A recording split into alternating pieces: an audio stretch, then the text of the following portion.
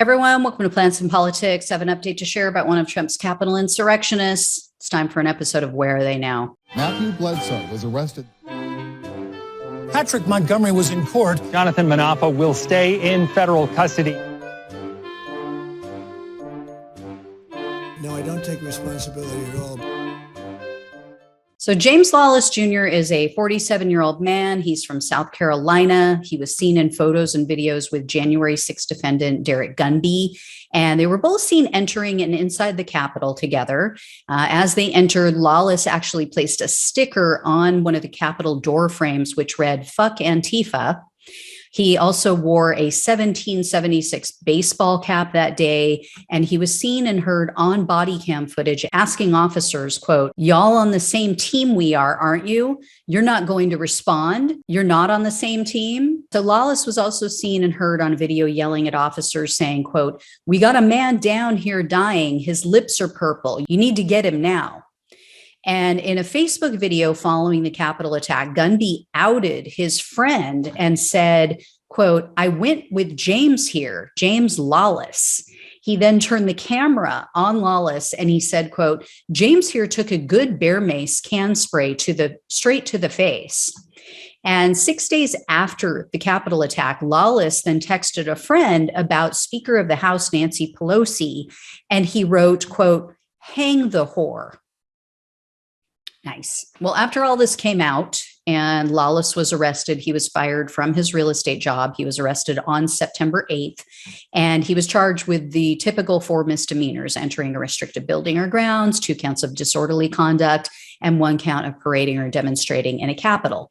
Well, he pleaded guilty in November. He pleaded to that parading charge. And so he was facing up to 6 months in prison, up to 5 years of probation, and or up to $5,000 in fines. Well, Lollis's attorney argued for probation only due to the fact that Lollis didn't commit any acts of violence or vandalism that day. But prosecutors were asking for a sentence of 3 months of home confinement, 36 months of probation, 100 hours of community service, and the $500 restitution fee.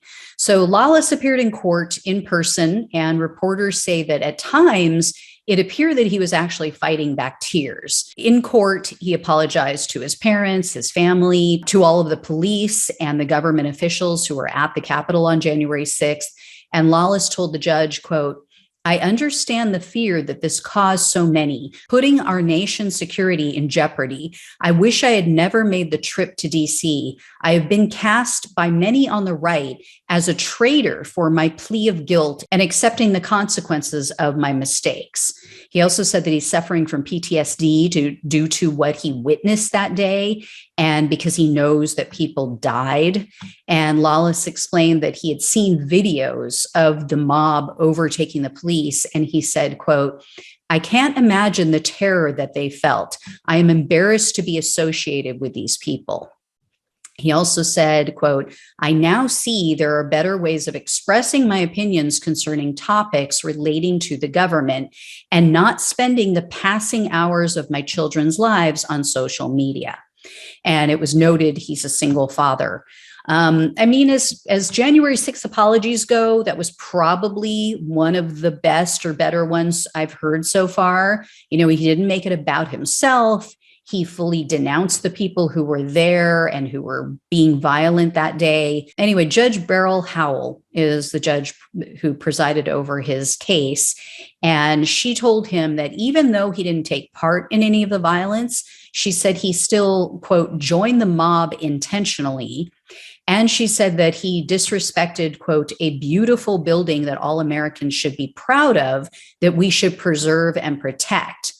And Judge Howell also asked Lollis if he still believes that the election was stolen, which I wish that every judge would do that.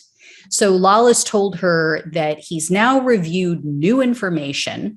He's, availed himself of new information, though he claims that he never really, truly, fully accepted the whole stolen election lie to begin with, but he said he wanted further investigation into the matter. So didn't give a full-throated denial, so I don't know.